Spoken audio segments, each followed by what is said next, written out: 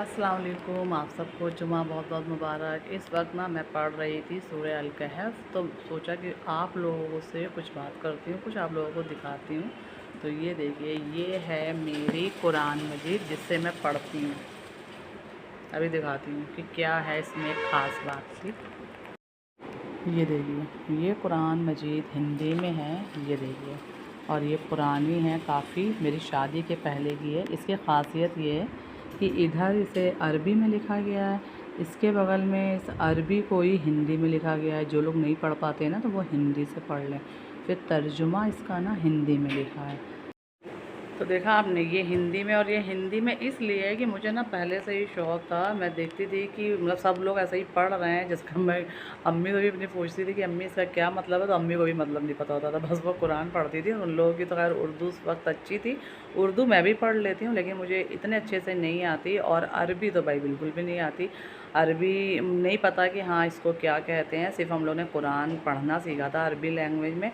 तो बस मुझे अच्छा लगता था कि कुरान को मैं ऐसे पढूँ कि इसमें क्या लिखा है। आपने देखा होगा ना, बहुत से जो धर्म गुरु होते हैं, मतलब बोल देंगे ये ना करो, वो ना करो, कितने फितने हैं, इंसान किसकी बात पे आए। तो सबसे अच्छा है कि कुरान में जो लिखा है वो आपको पता होना चाहिए, ताकि आपको कोई बेवकूफ़ ना बना पाए।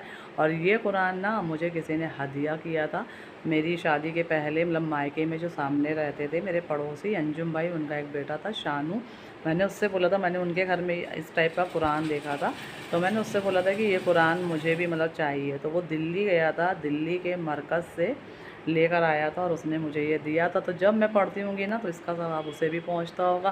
कहते हैं ना कि अगर आप किसी को कोई चीज़ गिफ्ट कर रहे हैं, तो अगर ऐसी चीज़ें करिए कि जिसके पढ़ने से या इस्तेमाल करने से उसमें आपको भी थोड़ा बहुत सवाब मिले। तो यही चीज़ें होती हैं, और मुझे बहुत अच्छा लगता है, और मैं उन लोगों को याद भी करती रहती हूँ, दुआओं में भी सबका नाम लेती हूँ।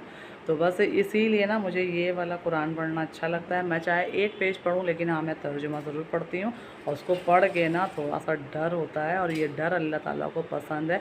देखिए, हम लोग दुनिया में आए हैं तो गुनाह ज़रूर होंगे।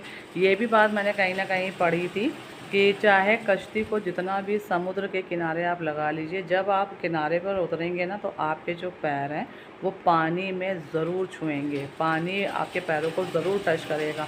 तो आप चाहे जितना भी अच्छे से रहें, कुछ ना कुछ चीज़ें जाने अनजाने गुनाह हो जाते हैं, और उन गुनाहों की माफ़ी आपको अल्लाह ताला से मांगनी है। और अल्लाह बहुत गफ़ूर रहीम है, वो फ़ौरन माफ़ करता है, उसको अपने बंदे की माफ़ी का इंतज़ार रहता है। इंसानों वाली फ़ितरत नहीं है, इंसानों का तो दिल में इतना ज़हर भरा होता है कि उसे आप चाह कर भी नहीं निकाल सकते।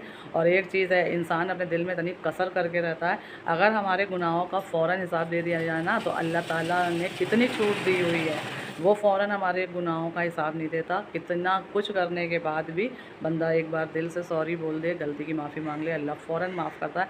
लेकिन इंसानों को इससे फ़र्क नहीं पड़ता, और शायद ये भी बात सही है कि ये भी डर होता है अल्लाह का, किसी को एहसास होता है, किसी को नहीं होता। बस अल्लाह सबको हिदायत दे।